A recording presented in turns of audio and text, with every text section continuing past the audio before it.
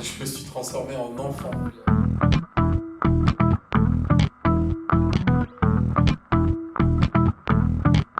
Les sources d'inspiration, là je me suis complètement plongé dans l'univers Hello Kitty parce que j'ai eu la chance, grâce à Sanrio et Le Blondolienne, d'avoir toutes les chartes graphiques.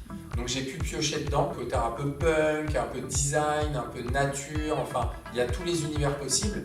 Et en fait j'avais juste à regarder, à contempler et j'étais vraiment comme un enfant. Alors en fait, c'est un personnage que je connaissais, que j'ai vu dans plein d'endroits. Et c'est vrai qu'Hello Kitty, on la croise un peu partout. Même plus jeune, je la voyais, elle est née il y a quand même un petit moment. Et donc ça pouvait être sur les trousses d'école, sur certains vêtements, etc. Donc c'est presque un personnage ancré dans la pop culture, dans la culture populaire, qu'on connaît tous. Et en fait, j'aurais jamais imaginé avoir la chance de pouvoir faire une collaboration avec ce personnage-là.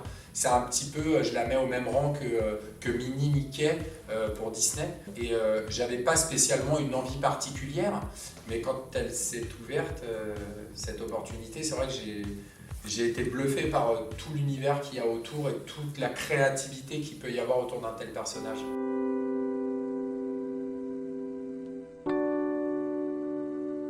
C'est simple, quand j'ai découvert l'atelier, j'avais 8 ans. Là, je me suis transformé en enfant. J'avais envie de regarder partout. En plus, on a eu la chance d'avoir la petite visite guidée. Donc c'est vrai que de passer de Mickey à Hello Kitty, à Playmobil, enfin voilà, tout.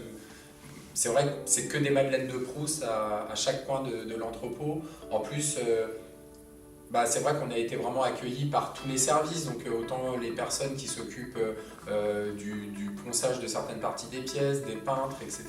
C'est vrai que c'est génial de pouvoir voir tous les corps de métier pour arriver au final à ça.